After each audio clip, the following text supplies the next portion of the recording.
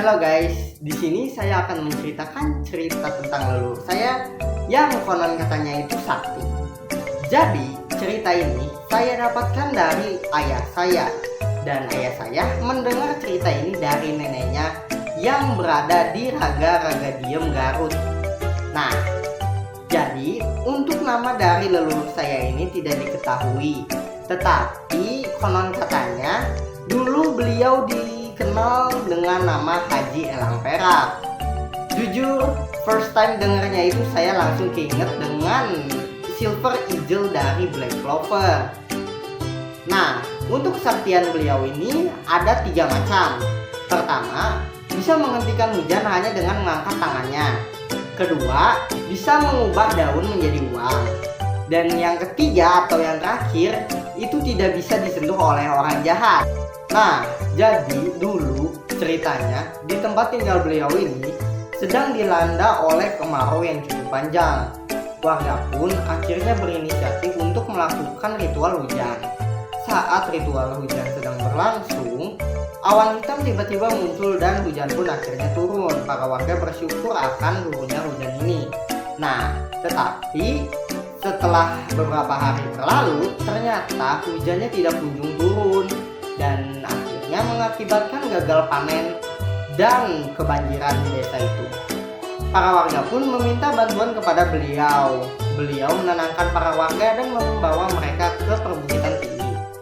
Di sana, beliau mengangkat tangannya dan berdoa dengan khusyuk. Tiba-tiba, awan hitam itu menghilang dan hujan pun akhirnya berhenti.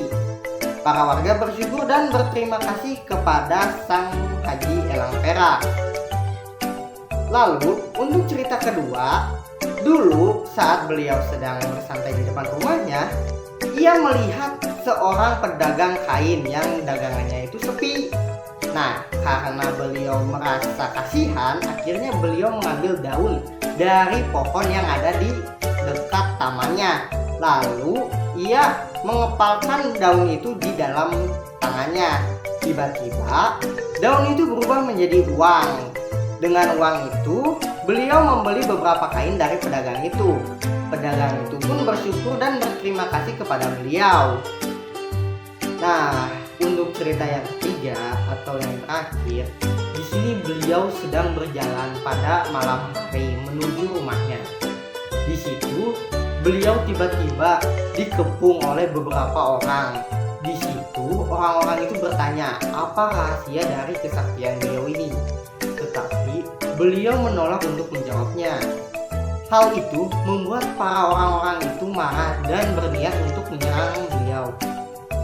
Saat salah satu orang itu menyentuh beliau, tiba-tiba orang itu terpental dengan keras dan akhirnya para gerombolan itu kabur karena ketakutan akan kesaktian beliau. Akhirnya beliau pulang dengan selamat tanpa luka sedikit pun. Nah, sekian ceritanya guys. Terima kasih dan untuk waktunya. Sampai jumpa.